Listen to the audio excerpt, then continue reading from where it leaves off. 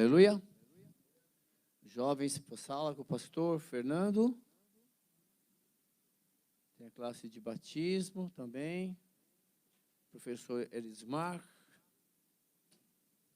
Obrigado, Elis. Passa para mim, pega o pastor lá com... Aleluia. Paz, amados, prazer estar com vocês aqui mais uma vez, podendo compartilhar as Escrituras Sagradas.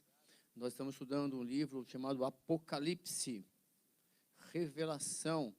E é um livro de fácil localização, não é verdade? É o último livro da Bíblia. Obrigado, Henrique. Aleluia. Então, eu convido você a abrir o seu livro, sua Bíblia, no livro de Apocalipse. Hoje é aula 9. Professor, cheguei agora, perdi algumas aulas, ou melhor, você não perdeu, você deixou de participar aqui com a gente. Elas estão todas guardadinhas para você lá no canal do YouTube da igreja, tá bom? Só você acessar lá, tem a parte de culto, tem a playlist de escola bíblica, todas as aulas estão lá, tá bom? Mas ao vivo aqui é melhor. Quero dizer que você, o tipo de aula expositiva que é, nós temos apenas 40, 50 minutos para ministrar a aula, então a gente já prepara a aula, igual eu faço na escola, prevendo as possíveis dúvidas, tá bom? Então, mesmo assim, se ficar alguma dúvida, levanta a mão, compartilha. Se Deus fizer você lembrar de algum texto, levanta a mão, compartilha, tá bom? Importante isso. Porque às vezes posso ter esquecido alguns detalhes. Quero convidar, então, você a abrir a sua Bíblia no livro de Apocalipse. Nós, lá no capítulo 1, só para você entender o que está acontecendo, bem rapidinho, tá? Para a gente ganhar tempo, o apóstolo João está preso no final do século, primeiro século, lá no ano 95, depois de Cristo. Ele é o último apóstolo dos 12 a estar vivo. Todos os outros já tinham sido mortos. A tradição diz isso, tá bom? Você não vai encontrar esse registro na Bíblia, porque o Paulo já estava morto, o Pedro já estava morto, todos. Tem a tradição para ver como eles morrem. É interessante saber. Mas o João está ali, está preso ali na ilha de Pátimos, e ele vai dizer que é por causa da palavra. E ele está lá no domingo, tranquilo, entre aspas, pensando lá, e Jesus aparece para ele, pede para ele escrever uma carta, dizendo o seguinte: olha, João, não se preocupe, eu passeio pelo meio das igrejas, ele aparece no meio dos 7 castiçais, todo glorificado, vestido de glória. Jesus não está mais morto na cruz, Jesus não está mais lá judiado, ele é o rei da glória. E ele aparece para o João e fala: João, é o seguinte, preciso que você entregue, faça mais uma coisa em vida. O que, Senhor? Escreva uma carta para essas igrejas, 7 igrejas, que significa perfeição, plenitude, não é verdade? Totalidade, santidade. E ele então escreve uma carta, nós já estudamos essas cartas, e essa carta ele entrega lá para os líderes de Éfeso, Esmirna, Pérgamo, Tiatira, Sardes, Filadélfia e Laodiceia. Cada carta, se você for estudar, eu falei para vocês, hoje estudar essas cartas, algumas pessoas vão dizer o seguinte, que são momentos na história da igreja até hoje. Particularmente, eu acredito que são fases que você passa na sua vida, ou que uma igreja local passa. Então, você vai ver que quando você lê uma carta, Deus sempre está ali falando com você. É viva, né? Parece que está falando com você hoje. E Deus, olha, conheço as suas obras, eu sei o que você está fazendo, eu sei do seu trabalho, eu sei do que você precisa, eu sei que às vezes você acha que é pobre, mas você está rico. Eu sei que tem algumas pessoas que pensam que estão ricos, mas estão pobres nesse sentido. Então, ele fala tudo isso. E nós aprendemos muito sobre isso. Aí, João, ele acaba de ler as cartas, capítulo 2 e 3. No capítulo 4, ele vê uma porta aberta. E ele olha para a porta assim, ele é convidado. Vem para cá, sobe. Vou te mostrar um pouco do céu. E ele vai para o céu. Ei, o céu é real. O céu existe. Lá no céu, quando João entra lá, ele não consegue descrever a glória de quem está no trono. Ele vê 4 seres, né? Esses seres aqui que ele vê, um tem cara de homem, um tem cara de águia, outro tem cara de um boi ou bezerro, outro tem cara de uma águia. Nós falamos o seguinte, estudamos isso, que é uma base daquela igreja do evangelho quadrangular, que ele baseia-se nos 4 evangelhos, como que se Cristo ele vê o cara de leão, né? O Mateus apresenta Jesus como o leão da tribo de Judá. Lucas apresenta Jesus como um servo, que veio para servir, por causa do animal. Marcos, Jesus como servo, Lucas como homem. E o João apresenta Jesus como uma águia, o verbo que se fez carne, deu voo e subiu. Então, assim, são significados, mas na Bíblia, nós estudamos no livro de Ezequiel, é muito interessante isso. Esses seres não eram inéditos, o profeta Ezequiel já tinha visto esses seres, e lá no capítulo 10 ele fala, eram anjos. Então, eles estavam ali representando todos os seres viventes lá no céu. E ele também vê, só para a gente lembrar, ele também vê aqui do lado 24 anciãos, 12 de cada lado, representando as 12 tribos de Judá no Antigo Testamento e os 12 apóstolos do Novo Testamento. Jesus, a palavra, toda a palavra, toda a Escritura, ela vai te edificar. E aí ele também vê anjos, né, glorificando a Deus. Mas uma cena bem linda no capítulo 5 que nós lemos, que João está lá empolgado no céu, o anjo forte, ele vê na mão de quem estava sentado no trono um livro. E ele vê um cordeiro, é muito lindo isso, né? No princípio ele vê um cordeiro, com 7 chifres, 7 olhos, que significa o seguinte, o chifre significava poder, olha que loucura. E 7 olhos, quer dizer, a presença do Espírito Santo, a onisciência. E ele vê aquele cordeiro na direção do trono, e o anjo pergunta, ei, quem é digno de tomar o livro e abrir os selos?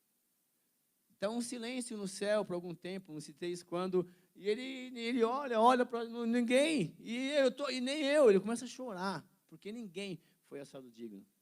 Aí um dos anciãos fala, ei, não chore, ó quem vem lá, ó quem vem lá, olha quem vem lá. O que esteve morto e viveu, Jesus Cristo. E Jesus então vai e pega o livro. E nós vamos dar sequência no livro. E ele vai começar a abrir os selos. Porém, entretanto, todavia, lá cheio de céu, quando ele começa a abrir o livro, para nós entendermos melhor essa parte de Apocalipse, eu quero convidá-los. Obrigado por projetar a Bíblia aqui, para mim é muito bom isso, tá bom? Eu fico muito à vontade lendo a Bíblia e mostrando para vocês o que eu estou lendo. É a Bíblia, a sua Bíblia está aqui projetada. Obrigado aí, pessoal, o Fabinho aí. Então é o seguinte, em Daniel capítulo 9, você tem que entender isso. Em Daniel capítulo 9, 530 anos antes de Cristo, antes do João ver isto, o Daniel, ele está passando por uma situação muito difícil. A Babilônia era o grande império naquele momento. Às vezes é difícil a gente entender, né? A gente vive aqui em São Paulo, a correria, mas se você voltar no tempo, igual esses filmes épicos que a gente assiste mesmo, as invasões, bárbaros, a Babilônia, nós não existíamos ainda. Nós ainda não havíamos sido descobertos, vamos pensar assim. Só existia aquele bloco lá de cima, Ásia, Europa, lá para cima, lá. E aí, a Babilônia, teve um império babilônico que ela comandou aquele pedaço de terra. Então, os povos tinham que pagar impostos para eles. Mas eles tinham uma estratégia que eles faziam. E o livro de Jeremias, quando começa essa história, lá no finalzinho do império, da tribo de Judá, do reino do sul, o Jeremias era o profeta. E aí a Babilônia estava se encostando lá, se aproximando, e as pessoas queriam lutar, e Jeremias fala, não adianta mais lutar. Vocês têm que se entregar. Se vocês lutarem, vão morrer muita gente. Se entrega. Deus já falou que já era. Prende esse cara, esse traidor, um monte de profeta. Prende. Não adianta. Tanto é que é muito lindo isso. Quando a Babilônia invade e cerca Jerusalém, destrói Jerusalém, mas um pouco antes, eles vão até lá e eles levam um monte de jovens inteligentes, sadios, e era uma estratégia de guerra, eles levam para longe, porque eles estavam pensando que o reino deles ia ser eterno, então eles iam criar futuros babilônicos. E eles levam os mais inteligentes, são bobos, sarados, saúde, valeu aos doentes. E ele leva o pessoal de cima, inteligente, tudo filhinho de papai, mais ou menos assim. E lá eles começam a dar alimento para esse povo, a dar estudo para esse povo. É tipo um intercâmbio forçado. Intercâmbio. Fizeram. E o Daniel cresce lá. Aí o livro do Daniel é fantástico, nós temos que ler esse ano também, tá bom? Se tudo der certo, nós vamos ler os profetas maiores. Nós lemos os menores ano passado, vamos ler os 5 maiores esse ano, tá bom? Aí é o seguinte, Daniel, ele se mantém fiel, ele e os amigos dele. Bom, e ele não se mistura, nem alimento ele queria comer, ele se manteve fiel a Deus, e Deus o honra. E lá no capítulo 9, Deus vai revelar para Daniel, mas eu gostaria muito que você lesse comigo, porque essa carta parece que é hoje. Parece parecendo que é hoje, eu me sinto envergonhado. Eu queria ser Daniel. Mas olha que humildade. Vamos aprender. Ele fala assim, no ano 1º de Dário, filho de Assuero, da linhagem dos Medos, o qual foi constituído rei sobre o reino dos... Você fala, mas não era babilônica? Já era babilônica. A Babilônia, ela cai no capítulo 6, Daniel. Porque o rei se empolga. Você tem que ler depois, é fantástico. O rei se empolga no capítulo 4. Deus dá 1 ano para ele se converter. E ele não se converte, o rei da Babilônia. Vira lobisomem, vira animal, cresce pelo, a unha. E ele, depois de 1 ano, ele perde, ele vira bicho. É o famoso primeiro lobisomem. E aí depois ele se arrepende no final até. Ele dá um testemunho. Volta ao normal, Deus restaura, ele volta ao normal. Só que aí, no ano seguinte, provavelmente, um tempo depois, o filho ou o neto dele também se empolga. É quando aparece uma mãozinha na parede, lembra? Aparece uma mãozinha na parede, não sei se estou falando, todo mundo conhece essa história? Então, aparece uma mãozinha na parede, escrito assim, Mene, Tekel, Farsim, está na sua Bíblia. E aí, é em línguas, tá? É a primeira mensagem em línguas que está na Bíblia. Por quê? Porque ninguém consegue traduzir. Mas se é Deus que manda a mensagem, ele manda o tradutor. Aparece a mãozinha, depois ele levanta o profeta, Daniel vai lá e para o neto do Nabucodonosor, e fala, o filho, fala assim, olha, Mene, Tekel, Farsim.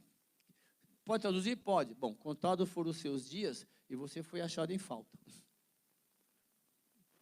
E o seu reino vai ser entregue na mão dos medos persas, que era um período de um grande império, que o próprio Nabucodonosor tinha sonhado, no capítulo 2, Daniel, uma estátua gigante, cabeça de ouro, peito. Ele sonhou com o futuro.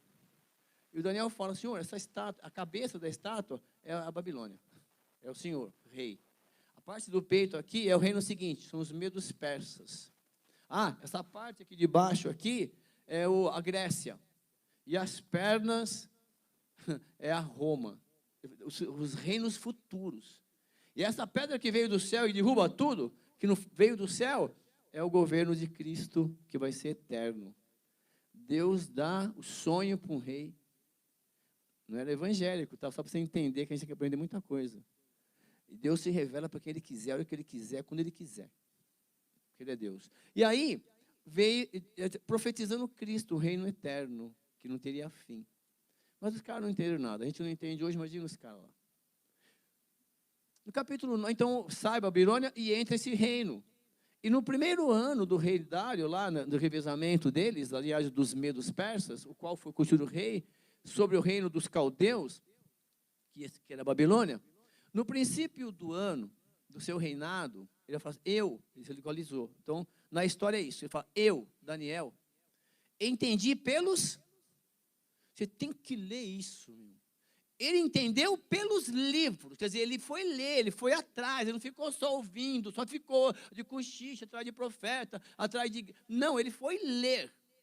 Ele foi ler que o número dos anos de que falara o Senhor ao profeta Jeremias, em que haviam de cumprir-se as desolações de Jerusalém, era de 70 anos. Ele foi ler e Deus falou para Jeremias, não adianta, esse povo vai sair daqui, ele não me quer, ele me desonra, eu vou deixar os reis, os deuses que eles seguem, que eles estão adorando, vou deixar eles tomar conta. Deus não podia fazer nada, as pessoas não tinham fé para ele fazer. Mas ele preservou aqueles que tinham fé. Esse é o nosso Deus, é individual. E ele falou para Jeremias, não adianta, fala para o pessoal, eles vão ser levados. eles vão ficar lá 70 anos. Mas, lá, eu vou levantar alguns. E eles vão voltar. E aí Daniel está lá orando, e ele entendeu pelos livros. Ele foi ler, o Espírito Santo falou para ele. E ele fala assim, e eu dirigi o meu rosto ao Senhor Deus, para buscar com coração e súplicas, com jejum e saco de cinza. Então, assim, ele está dando uma dica para mim e para você. Está difícil a situação, algo que você fez, ou o próprio Deus permitiu que você fosse levado a uma situação, ele fala, olha, busque a Deus. Ele conhece o seu coração. Ele vai te ouvir. Ele vai te ouvir. Ele fala assim, e orei ao Senhor, olha, e orei ao Senhor, o meu Deus, e confessei e disse, Senhor, Deus grande e tremendo, que guardas a aliança e a misericórdia para que os que te amam e guardam os teus. Ele está falando dele, das pessoas, ele está falando de mim. Eu tenho que pegar isso, eu tenho que entender isso. É uma declaração dele com fé. E ele está com autoridade falando, porque ele teve aquela experiência com Deus. Eu sei que a nossa fé, as pessoas entendem errado isso. A nossa fé, ela tem que ser firmada em Jesus, na palavra. Mas as experiências que você tem com Deus te fortalece. Então, às vezes você pega uma gripinha, por quê? Para fortalecer o seu organismo, sim ou não? Já pensou nisso? Aí você se alimenta, não foi o suficiente, toma uma vacina para prever. Não é assim que funciona. Então, eles falam, olha, Deus, a experiência com ele fala com autoridade. Olha só, tu guardas a aliança e a misericórdia para os que te amam e guardam os teus mandamentos. Pecamos e cometemos iniquidades.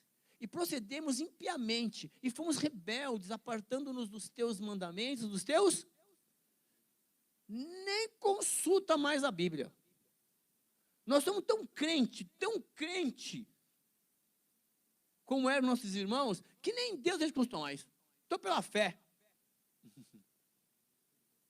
E não demos ouvidos aos teus servos, os profetas, quem, em teu nome, falaram aos nossos reis, aos nossos príncipes, aos nossos pais, como também a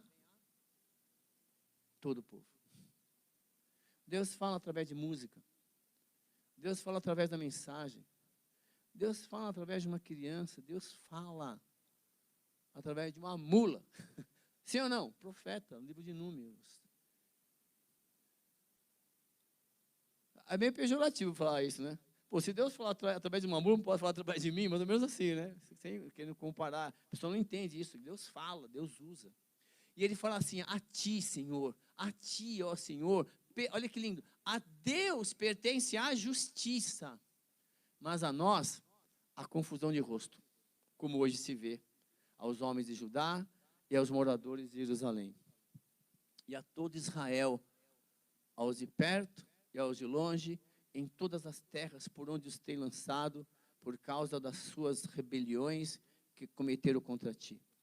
Ó Senhor, a nós pertence a confusão de rosto, aos nossos reis, aos nossos príncipes, aos nossos pais, porque pecamos contra ti. Ao Senhor, nosso Deus, pertence a misericórdia e o perdão, pois nos rebelamos contra ele.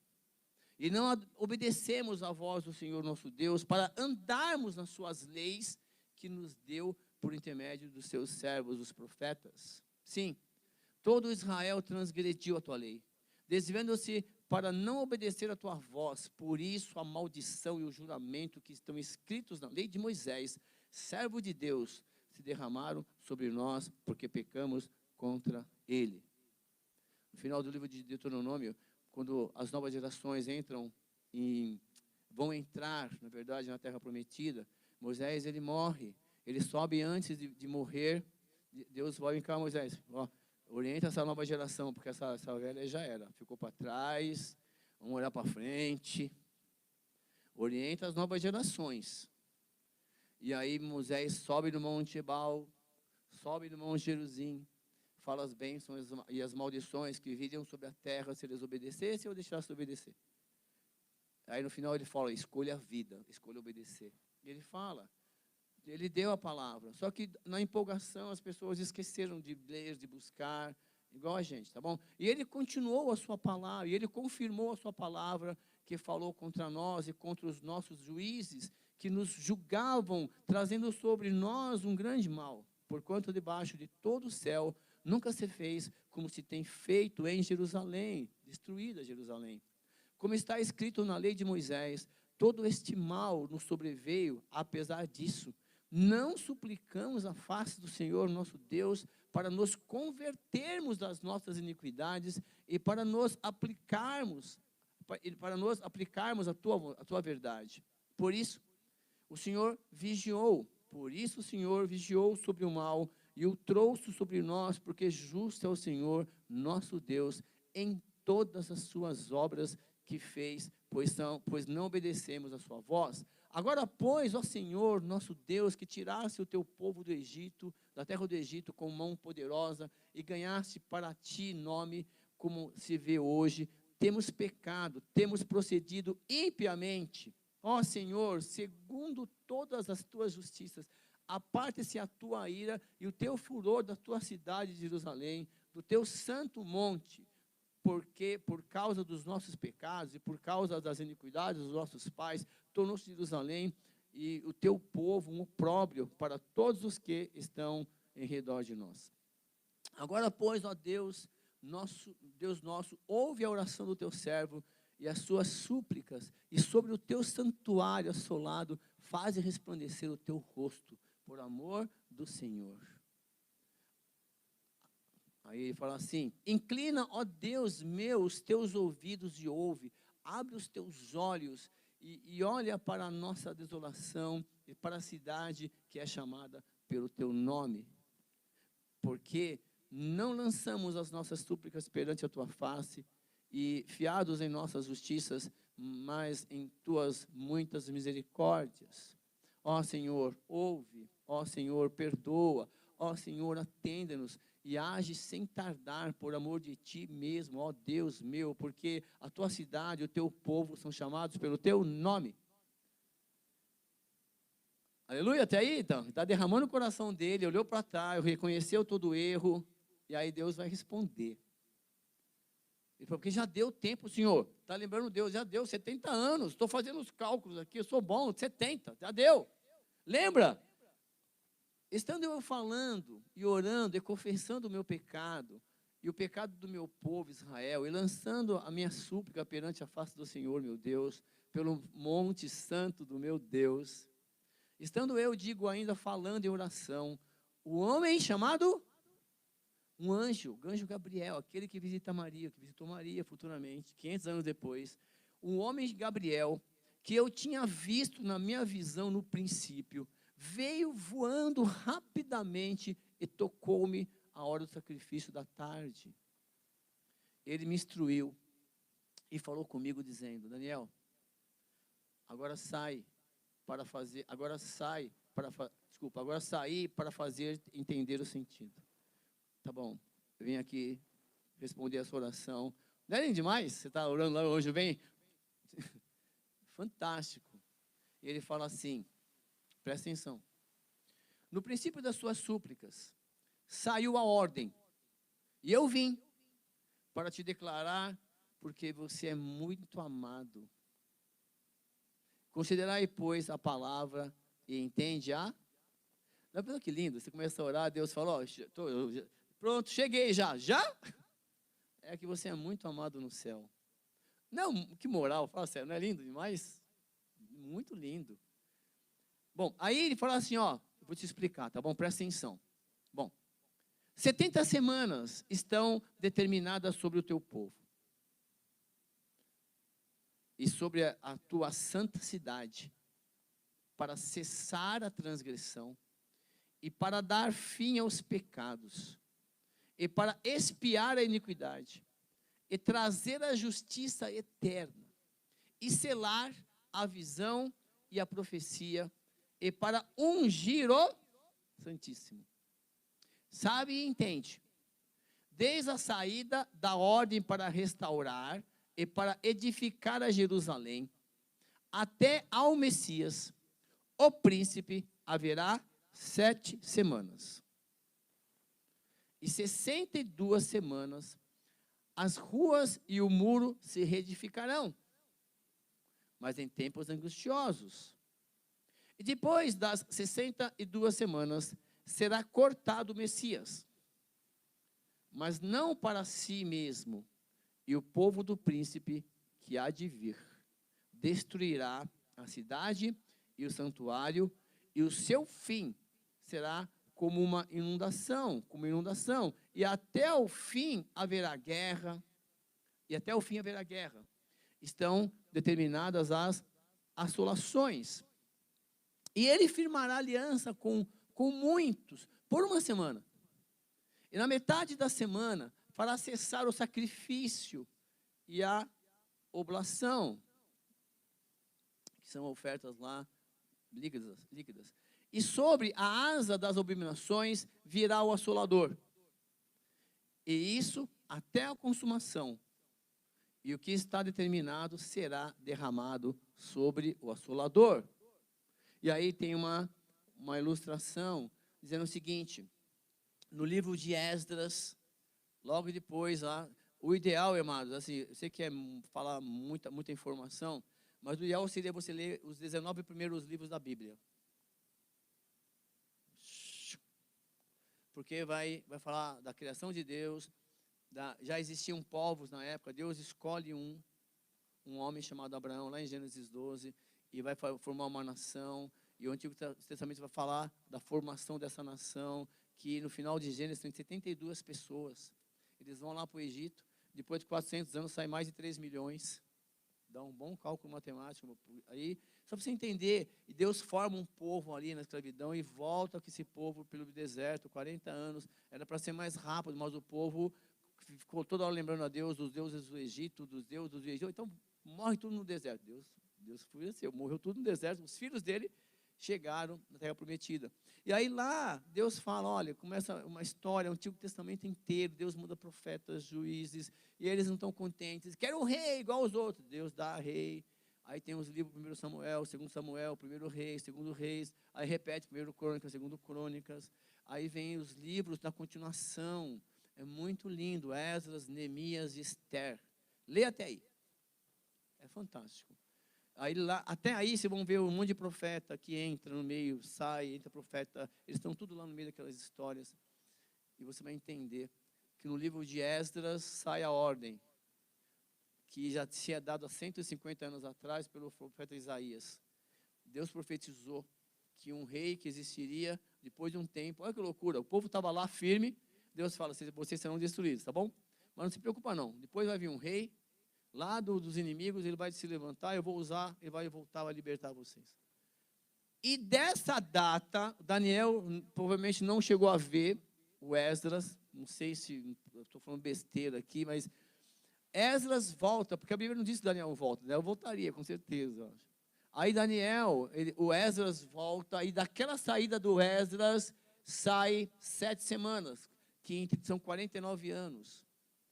Bom, e aí, Jerusalém é reconstruída por Zorobabel, e ela é reformada depois por Herodes, lá quando Roma se torna império. Bom, Cristo chega do Messias, nesse período de 40 anos depois da reconstrução de Jerusalém, e aquela é reformada, Cristo morre, e segundo conceito de 90% dos estudiosos, nós estamos na última semana dos últimos dias da última semana de Daniel. Quando fala assim, quando você lê na Bíblia dos últimos dias, entenda do nascimento de Cristo. Na Bíblia, os últimos dias começam no nascimento de Cristo. Quando Deus, então, está falando para o Daniel, ele fala assim, ó, Deus deu fim aos pecados e expiou a nossa iniquidade, como ele prometeu em Cristo. Lá, você tem que esmiuçar essa profecia. Então, ele prometeu, Jesus, ele foi o sacrifício. Deus trouxe justiça eterna. Ele selou a profecia, ele ungiu Jesus Cristo, o Santo dos Santos, com o sangue da cruz do ungido, que é o nosso Senhor. Nós estamos vivendo nos últimos dias nos últimos tempos, na última semana. Pegar essa profecia de Daniel significa o seguinte: olha, caramba, Deus já sabia tudo. Por isso que eu fico arrepiado quando estou lendo Apocalipse, lendo, porque você está lendo ali, você fala, meu Deus do céu, eu preciso melhorar, meu Deus, eu preciso melhorar, meu Deus, eu preciso melhorar. Preciso melhorar, eu, estou falando de mim. Porque você fala, nossa, tanta coisa, e Deus já sabia. Com essa visão, abra sua Bíblia em Apocalipse capítulo 6. Por quê? Porque, é fato que os estudiosos acreditam nisso, que tudo já está determinado. E dizer isso, para quem acredita na, como é que fala? Predestinação, as pessoas entendem errado a predestinação.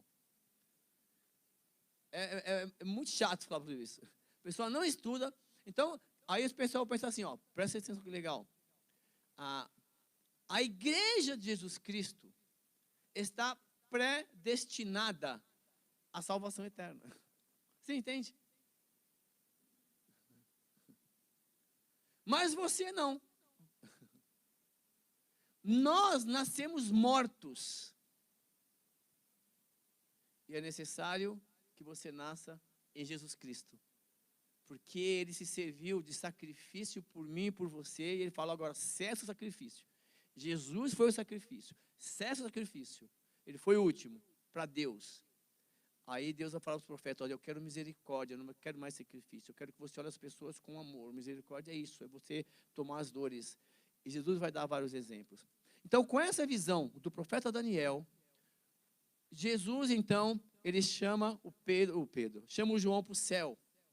E alguns acreditam nessa subida do João para o céu, porque ele já está no céu, que esse momento, presta atenção, está representando o arrebatamento da igreja. Porque agora, e é muito importante você ler comigo, porque ele vai começar a abrir os selos. E de cara, você vai ver 4 cavaleiros, que vai se iniciar esse período chamado de grande tribulação. E vai ser interessante porque, presta atenção, hein? Os capítulos 6 e 7, eles dão um resumo do que vai acontecer. Nos capítulos seguintes, eles vão esmiuçar cada período. Então, você vai ter resposta para tudo, mas presta atenção. E havendo o Cordeiro, Jesus Cristo, já é Jesus Cristo, porque ele vê o Cordeiro com 7 chifres, 7 olhos, mas depois ele vê Jesus pegando o livro, o que é digno, que nós cantamos aqui hoje. E havendo o Cordeiro aberto, um dos selos, Jesus começou a abrir os selos. Que selo? Cadê? Saca esse selo aqui, dá para ver? Eu vou pegar um selo melhor, peraí. Aí é o seguinte, eu vou ler primeiro com vocês. E havendo o Cordeiro aberto, vou ler os 13 versículos. E havendo o Cordeiro aberto um dos selos, olhei e ouvi um dos 4 animais, seres viventes, que representam os anjos, que diziam como uma voz de trovão, vem e vê. E olhei, e eis um cavalo branco. E o que estava assentado sobre ele tinha um arco, e foi-lhe dada uma coroa, e saiu vitorioso, e para vencer. O primeiro cavalo, branco. E havendo aberto o segundo selo, ouvi o segundo animal dizendo, vem ver. E saiu outro cavalo. Qual a cor? Vermelho. E ao que estava assentado sobre ele foi dado que tirasse a paz da terra, que se matasse uns aos outros, e foi-lhe dada uma grande espada. E havendo aberto o terceiro selo, ouvi o terceiro animal, vem e vê. E olhei, eis um cavalo preto. E o que estava sobre ele estava sentado, tinha uma balança na sua mão. E vi uma voz no meio dos 4 animais, um dos 4 animais, que dizia, uma medida de trigo por um dinheiro, e 3 medidas de cevada por um dinheiro. E não danifiques o azeite e o vinho. E havendo aberto o 4º selo, ouvi a voz do 4º animal que dizia, vem e vê. E olhei, e que um cavalo amarelo. E o que estava sentado sobre ele tinha por nome Morte. E o inferno está lá. E foi-lhe dado poder para matar a quarta parte da terra, com espada, e com fome, e com mortandade, e com as feras da terra. E havendo aberto, aí abriram os 4 selos, são 4 cavaleiros, tá bom? Por enquanto. No final vai ser mais um. Então, no final vai vir um. Vai vir um. Cito o rei dos reis. Segura aí, vai vir um cavalo também. Mas depois vamos falar sobre esses 4 cavalos. Continuando. 4 selos, 4 cavalos. E havendo aberto o 5º selo, vi debaixo do altar as almas dos que foram mortos por amor da palavra de Deus e por amor do testemunho que deram. Ó você lá. Ó você lá. Segura aí. E clamaram com grande voz, dizendo: até quando, verdadeiro e santo dominador, não julgas e vingas o nosso sangue dos que habitam sobre a terra? E foram dados a cada um vestes compridas brancas, e foi-lhe dito que repousassem ainda por um tempo, até que também se completasse o número dos seus conservos, os seus irmãos, que haviam de ser mortos como eles foram. E havendo aberto o 6º selo, olhei, e eis que houve um grande tremor na terra, e o sol tornou-se negro como saco de silício, e a lua tornou-se como sangue, e as estrelas do céu caíram sobre a terra, como quando a figueira lança de si os seus figos verdes, abalada por um vento forte. Às vezes é difícil entender essas coisas, porque eu nunca vi um figo verde, pode vir balanço, mas enfim, só para você entender, as pessoas da época estavam entendendo isso, nós vamos entender melhor depois. E o céu retirou-se como um livro que se enrola, e todos os montes e ilhas foram removidos dos seus lugares, e os reis da terra, e os grandes, e os ricos, e os tribunos, e os poderosos, e todo o servo, e todo o livre, se esconderam nas cavernas e nas rochas das montanhas, e diziam aos montes e aos rochedos: cai sobre nós, e escondei-nos do rosto daquele que está assentado sobre o trono da ira do Cordeiro. Porque é vindo o grande dia da sua ira, e quem poderá subsistir? Capítulo 6. O capítulo 6, então, de Apocalipse, com base na profecia de Daniel e de outros profetas também, peguei aqui Daniel capítulo 9, o próprio Jesus vai falar desse momento, da grande tribulação, na próxima semana, ou melhor, ou quando for detalhar isso, nós vamos ler lá no livro de Mateus, Jesus vai falar sobre isso. Uma vez Jesus está no templo, e aí ele está assim com os apóstolos colam nele: mestre, olha, que templo bonito, maravilhoso, hein? Jesus falou: ih, cara, não vai ficar pedra sobre pedra aqui. Aí olha um para o outro, Jesus sai, é fantástico, está lá em Mateus isso. Aí Jesus sai, senta lá no monte, de frente para o templo, aí vem uns 3 e fala assim: mestre, vem cá, só entre nós aqui, conta aí, quando é que vão se dar essas coisas? A destruição do templo. Ah, e a sua vinda? Como vai ser? E o fim do mundo? E já emendam 3 perguntas. Aí Jesus vai dar um discurso. Esse discurso vai dar nas próximas aulas, tá bom? Ele vai explicar o que vai acontecer na grande tribulação. Então, já está escrito, há 500 anos antes de Cristo, o que vai acontecer, o que teria que acontecer com a humanidade. E vamos começar com esses 4 cavaleiros, tá bom? Primeiro, quando ele olha, e estava um cavalo branco, versículo 2, e o cavaleiro empunhava um arco, e foi-lhe dado uma coroa. Ele cavalgava como vencedor, determinado a... Bom, a visão desse cavaleiro branco, por causa do arco dele, está vendo aqui? Ó, tentei colocar aqui, foi dado um cavaleiro branco com um arco. Ele acredita-se que, tem duas visões, tá? Que é o período inicial da paz, da falsa paz. Você pode ver que estão tentando, fica ligado lá em Jerusalém. Lá o coração do mundo, lá que tem petróleo, lá não é tudo amizade dele não, é tudo interesse, viu? Não tem nada a ver com a gente, nós somos amigos de verdade, a gente ama o próximo, nada de interesse. Então lá, fica de olho lá em cima no Oriente Médio. Ah, vamos defender isso aqui por quê? Porque nós somos... Não, porque tem petróleo. Ó, porque tem pedra ali que dá para fazer alguma coisa. Tudo interesse. Você pode estudar, está lá, não estou falando nada demais, não. Eles falam isso abertamente nos discursos dos presidentes agora. Não, ali tem silício, tem isso aqui lá, e é normal isso, está lá. Aí, o que acontece? Tem que ter alguém para trazer paz, uma segurança de paz. Só que essa ideia de paz vai ter um preço. E em Apocalipse vai dar escrito tudo já que tem que fazer. Tudo. Tudo que vai acontecer, moeda, é demais, meu. Não tem. Para quem está ligado, a boa notícia é: você não pode fazer nada.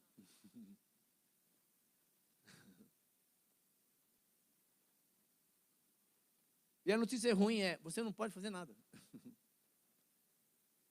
E a boa é porque Deus está no controle. E qual filho que não protege? E qual pai que não protege o filho? Fala aí. Você não protege seu filho? Mesmo às vezes ele enchendo o saco, dá vontade de dar uns tapinhas. Sim ou não? Você acha que Deus é diferente comigo, com você? Ele vai te proteger. Nós estamos num processo de... Nós grandes, estamos no processo de amamentação ainda, muitas vezes. Jesus quer dar para a gente comida, arroz, feijão, feijoada. A gente está... Um leitinho primeiro, um todinho. Mas tudo bem. Aí é com ele. Mas assim, ele vai te proteger. Então a Bíblia está dizendo que esse cavalo branco, segundo a teoria, que vai ser esse início de uma falsa paz, certo? Foi dado a ele, é permitido, isso vai acontecer. Você acreditando ou não, se preocupando ou não. Então, viva hoje com Cristo e deixa tudo acontecer, está na mão dele. Só para você entender. E fica atento, tá bom? Prega o evangelho a todas as nações, que vai explicar mais tarde. Então, essa falsa paz a esse líder. Tudo bem? O outro cavalo é o cavalo vermelho, é o início da guerra. Por quê? Olha só, foi lhe dado uma grande... Depois de um certo período, alguns acreditam 7 anos. Como eu vejo 7 como um tempo, entendeu? Eu vejo 7 como um período. Na metade desse período, esse livro, peraí. Já que eu, olha o pensamento do cara, já que eu sou o cara, já que o meu plano foi sensacional de paz, está tudo dando certo? Só que tem um povinho aí que está cismando de uma coisa, eles não querem me obedecer. Eles não querem me adorar, não. Porque eu sou o cara. A Bíblia vai dizer isso. Nós vamos ler depois Daniel. Que ele vai querer ser adorado. Uma só religião, um só líder, uma só moeda, uma só maneira de transição de moedas. Esse é o pensamento. Isso vai ser explicado em Apocalipse 13, tá bom? Nós estamos ainda no 6. Esse capítulo ele abriu e contou a história. Colocou água na boca. E agora? Vamos pegando os detalhes da história, tá bom? E aí, vai começar um período de guerra, que é esse cavalo aqui, preto aí, que foi dado uma espada para ele, tá bom? Bom, enfim, depois de guerra vem o quê? Doença, praga, não é isso? Fome. Vai assim, você vai comprar se tiver a marca aí, Se tiver, que marca? Vamos discutir sobre isso depois. Acabou o dinheiro de papel, você vai comprar como? Cartão, Pix. Há 30 anos, quando comecei a estudar, tinha um cientista, literalmente, ele fez um chip, tinha um tamanho chip, e embutiu aqui no braço para fazer teste, começou a fazer teste. Chip mesmo, parecia um grãozinho de feijão. Hoje, a cabeça de uma agulha cabe milhões de informações. A nanotecnologia. Mas, enfim, aí, esse terceiro animal aí, o terceiro cavaleiro, vai ser o período de fome. Porque, assim, imagine, quem tem fome quer comer, sim ou não? Controle dos alimentos. Controle. Ele vai vir com uma balança na mão. E 1 quilo de trigo por 1 denário. Ou seja, você vai ter que trabalhar um dia, salário de um dia para comprar 1 quilo de trigo. É uma expressão. Olha lá. E não danifique o azeite, hein? Pessoal, deixa o azeite lá, ó. Então, vai ficar muito caro. Imagine, guerra. Esses filmes que você assiste mesmo, é um controle de alimentos, ó. Estratégia de guerra. Então, o que ele faz? Deixa todo mundo na dependência dele, começa, ó, cesta básica, você é isso, você tem que gastar aqui, é demais isso aí, pessoal, e tem vários filmes. E o próximo é o seguinte, e a morte e o inferno agradecem, que é o próximo Cavaleiro Amarelo. É a morte e o inferno juntos aí, tá bom? É o período de morte, pós-guerra, morre de fome, de pestes, tá aí. Então, esses 4 cavaleiros representam o que vai acontecer. Eu não acredito. Bem feito. Não está aberta a discussão. Ou então Daniel errou, outros profetas erraram. E não, Messias veio no período certo. Jesus veio, fica o tempo, ele se oferece um sacrifício, cessa o sacrifício agora, começa uma nova fase. É fantástico, pessoal. Bom, e aí? Só isso? Não. E morreu muita gente? Morreu. Até lá, provavelmente eu esteja morto. Dessa carne. Esse corpo aqui tem um prazo. Eu estou com quase 60. Está um prazo já. Não é isso? Eu quero chegar aos 90. Minha sogra chegou a 91, foi sogra, velho, eu vou bater a senhora. Está lá com 90 anos, 91, firme lá. E quando abriu o 5º selo, eu me vi aí. Porque o João, ele vê debaixo do altar as almas daqueles que haviam sido mortos por causa da palavra de Deus e do testemunho que deram. Então, se você segue a palavra, se você dá o testemunho, amados, tenha certeza, você estará...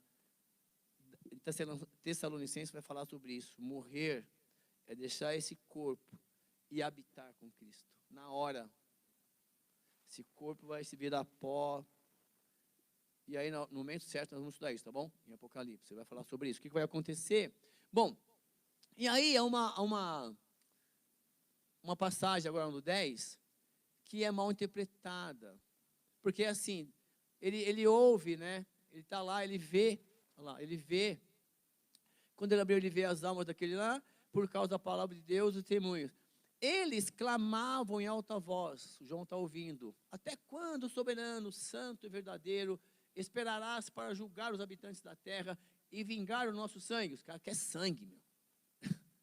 Lá no céu. Jesus até lá, ele fala, calma, tó sua roupinha branca, descansa comigo aqui, vai subir mais gente, não é só você não, cara. Tem muita gente para subir ainda. Olha lá, foi dado, cada um recebeu fez sua parte, toma seu pagamento. Toma seu pagamento, é salva a vida eterna, mas tem mais gente. Calma aí, seus irmãos estão subindo também. Eu preciso deles para se cumprir a palavra. E nós estamos aqui, mas vamos estar lá. Então ele vê, debaixo do altar lá, está parecendo um monte de alma, isso aqui. Tomara que pareça. Bom, e aí, próximo selo. Quando ele abriu o 6º selo, houve um grande terremoto. Isso significa que a natureza também vai ser danificada. Você tem percebido muito calor, muito frio, não é isso? Assim, você não tem noção do que vai acontecer nesse período. O sol ficou escuro como tecido de crina negra, toda a lua tornou-se vermelha, como se fosse lá eclipses.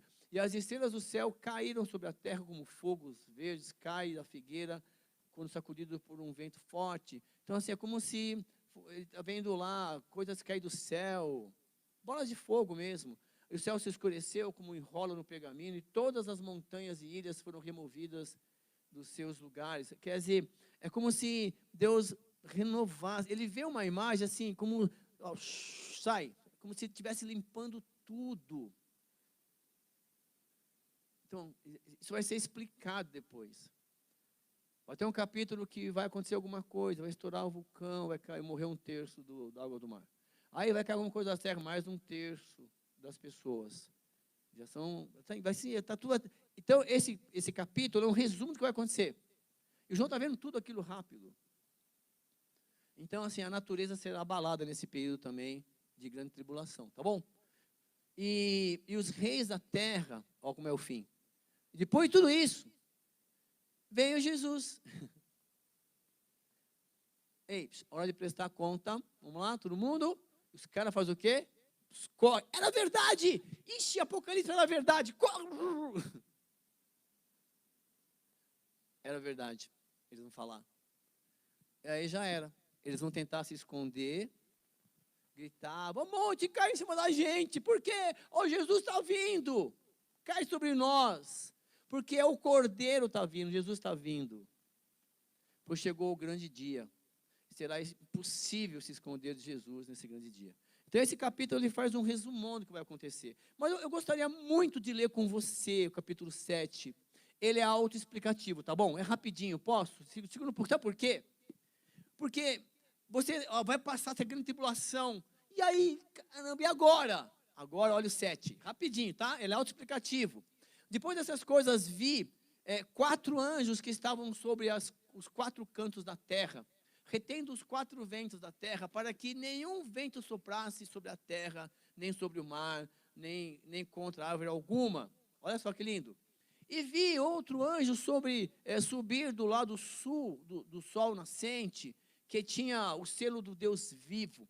E clamou com grande voz aos 4 anjos, a quem fora dado o poder de danificar a terra e o mar, que é aquela imagem que vai ter lá, que vai atribular depois, vai ser explicado isso. João está vendo tudo. Deus mostra um resuminho, entendeu, João? Não, foi só o trailer. Daqui a pouco você vai ver o filme inteiro. É isso. O 6 é o trailer.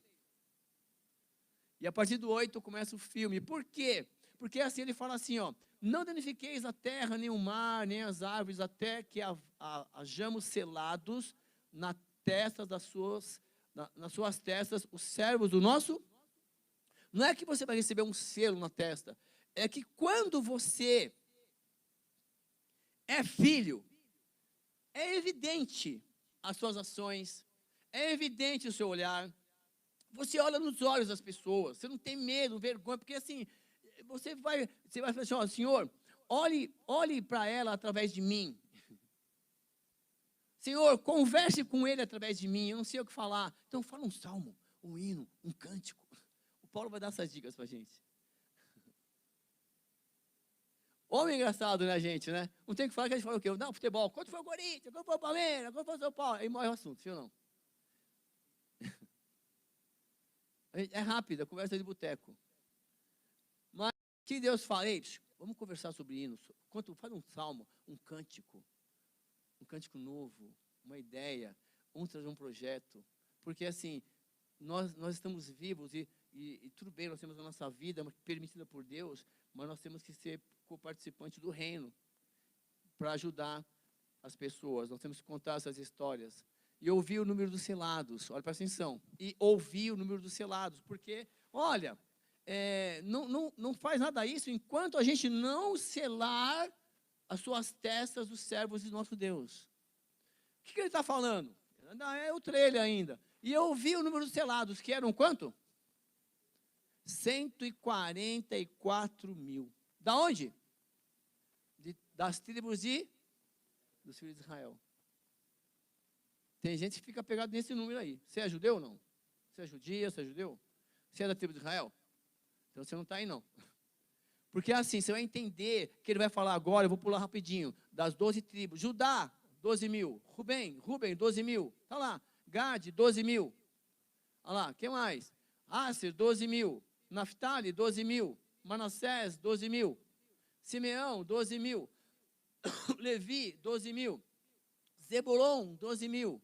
José, 12 mil. Benjamim, 12 mil. Está lá, cena dessa tribo. É que Deus está dizendo que Ele ama Israel. Ele ama o povo de Israel. Ele também está preocupado com a nação de Israel. Você não existia quando João escreveu isso. Existiam os judeus e os outros, os gentios. Então, olha, eu estou preocupado com meu filho Israel, o filho pródigo, nesse sentido. E aí o João ouviu. Bom, e aí olha só, ele fala assim, depois dessas coisas, olhei e vi o quê? Lê comigo. Ele viu uma grande multidão, ao qual ninguém podia contar, de todas as nações, e tribos, e povos, e línguas, que estavam diante do trono, e perante o Cordeiro, trajando vestes brancas, e com palmas nas suas mãos, e clamavam com grande voz, dizendo, salvação ao nosso Deus, que está sentado no trono, e ao Cordeiro. E todos os anjos estavam ao redor do trono, e os anciãos, e os 4 animais, prostraram-se diante do trono, sobre os seus rostos, e adoravam a Deus, dizendo, amém. Louvor e glória, e soberania, e ação de graças, e honra, e poder, e força ao nosso Deus, para todo sempre. E um dos anciões me falou, dizendo, esses que estão vestidos de vestes brancas, quem são?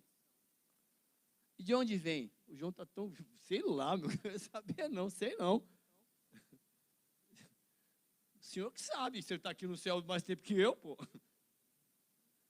senhor que sabe. Igual o profeta Jeremias, lembra Jeremias 37? Que o Jeremias está lá, Jeremias não, o Ezequiel, está lá preso também na Babilônia, está triste, chorando, será que meu povo vai restaurar, será que vai, que não vai, e agora acabou com tudo, aí Deus leva ele lá para um vale de ossos secos, e fala, e aí, o que é isso aqui? Estou vendo, está assim meu povo mesmo, né? E ele fala, pode esses ossos tornar a ter vida? Ezequiel 37, foi uma das respostas mais inteligentes. Ele fala, Senhor, tu sabes. Aí Deus fala, profetiza, para que eles se juntem. E eu profetizei, ossos, se juntem. Tá, e agora? Profetiza, para que entrem carne neles. Senhor, agora que entram carne em vocês. E agora? Profetiza, para que eles voltem a ter vida. E ele profetiza. O profeta só faz o que Deus manda. No mínimo, tá, nesse sentido. Fantástico. Ezequiel 87, Deus falou assim, olha, o povo vai ser restaurado. A minha nação vai ser restaurada. Eu vou levantar do pó, das cinzas. E essas pessoas vão me honrar. E chegou até nós essa honra. Está aqui. E ele fala assim, ó, tu que sabes. Então, esses são os que vieram da grande, lê comigo, da grande tribulação. Então, é o que nós estamos falando desse período. Vai ter salvação? Vai. Nesse período. E lavaram as suas vestes e as branquearam aonde? Mas sangue deixa a roupa branca? O sangue do Cordeiro, sim. Sangue do... Pera, deixa cair sangue aqui. Se você não põe detergente na hora, né? É isso? Aprendi. Quer o ketchup, detergente.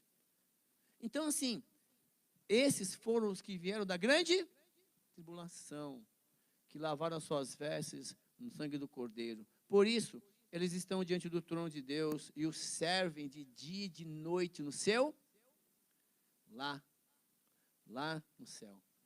Vai ter igreja, viu? Vai. Pode treinar aqui com seu irmão. Só que lá não vai, lá você vai, é diferente. Por quê? E aquele que está sentado sobre o trono os cobrirá com a sua. Nunca mais terão fome, nunca mais terão sede, nem sol, nem calor. Você não vai ter mais desculpa para estar com Deus. Estou com fome, estou com sede, está frio, está calor. Tá, não se preocupe, o próprio Deus vai enxugar suas lágrimas lá, tá bom? Porque o Cordeiro que está no meio do trono as apacentará e lhes servirá de guia para as fontes vivas das águas, e Deus limpará dos seus olhos toda a sua lágrima. Foi rapidinho isso aí, não foi? Porque é autoexplicativo. Bom, então assim, hoje nós vimos aí o trailer do que vai acontecer futuramente, tá bom? Bem rapidinho. Eu não concordo muito bem, não. Lê, pessoal, estuda. Pode pesquisar, Bíblia Pentecostal, Bíblia Shed, qualquer outro autor, eles não vão sair dessas situações, tá bom? A única divergência que tem é no cavalo branco que sai primeiro, que eles acreditam que é o evangelho que vai ser pregado para todas as nações. Mas, ao mesmo tempo, se você for pensar assim, é o evangelho falso. porque vai dizendo lá que ele vai sendo dado a ele, como se tivesse ele pensando que vai vencer. Próxima aula a gente continua.